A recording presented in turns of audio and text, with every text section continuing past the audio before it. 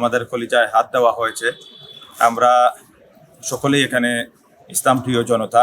আমরা আমাদের নবীকে আমাদের জীবন থেকে বেশি মহব্বত করি।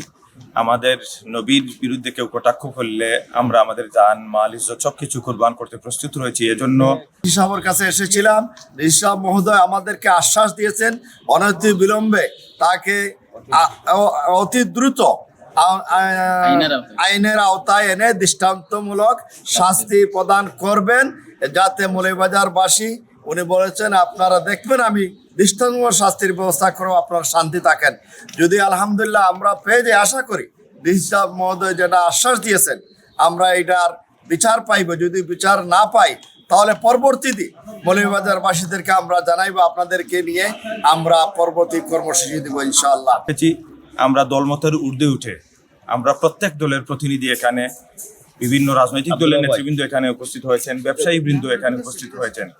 আমরা আল্লাহ শুকরিয়া আদায় করি, আমরা প্রত্যেকেই এক কাতারে এসে একই ব্যানারে এসে আমরা আজকে এই মাহফিক চৌধুরী যে ব্যক্তি, সে ঈদের আগের দিন সে ঈদ করে, অর্থাৎ সরকারের নির্ধারিত যে হেলাল কমিটি আছে রাষ্ট্রীয় এই সিদ্ধান্তকে অমান্য করে মৌলভীবাজারের সর্বস্তরের মুসলিম জনতাকে আঘাত দিয়ে সে আগের দিন ঈদ করে, এবং তার অনুসারীরা তারা প্রকাশ্যে আমাদের রোজার দিন তারা খাওয়া দাওয়া করে এবং আমাদেরকে ঠাট্টা বিদ্রুপ করে।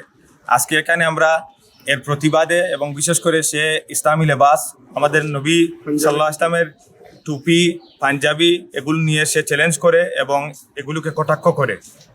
এর প্রতিবাদে আমরা সর্বদলীয় ইসলামী সংগ্রাম পরিষদের পক্ষ থেকে আমরা স্মারকলিপি নিয়ে সম্মানিত জেলা প্রশাসক মহোদয়ের কাছে এসেছিলাম। আলহামদুলিল্লাহ সম্মানিত জেলা প্রশাসক মহোদয় আমাদেরকে আশ্বস্ত করেছেন অতি দ্রুত। আমরা 48 ঘন্টার কথা উল্লেখ করে আমরা আলটিমেটাম দিয়েছিলাম। সম্মানিত জেলা প্রশাসক মহোদয় আমাদেরকে আশ্বস্ত করেছেন অতি দ্রুত তিনি তাকে আইনের আওতায় এনে শাস্তির ব্যবস্থা করবেন।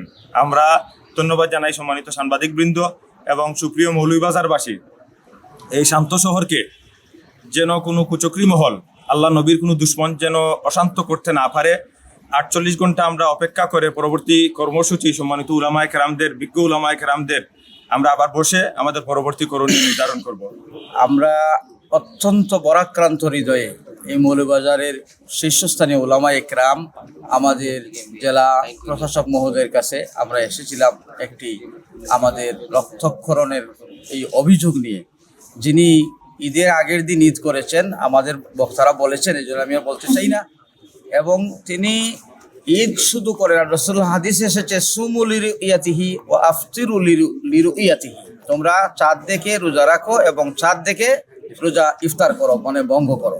কিন্তু আমরা দেখলাম যে এর ব্যতিক্রম হলো জনাব মাহফিক চৌধুরী সাহেব, তিনি চাঁদ দেখে, বাংলাদেশে তিনি চাঁদ দেখেন নাই, তিনি সৌদি আরবের চোখে চাঁদ দেখে আমাদের বাংলাদেশের জনগণকে বিভ্রান্ত করেছেন।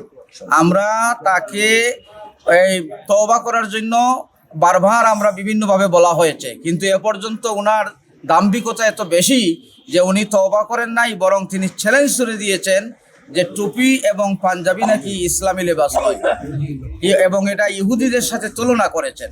অথচ কোরআন হচ্ছে মুজমাল, কোরআনে লিবাসুত তাকওয়া বলা হয়েছে।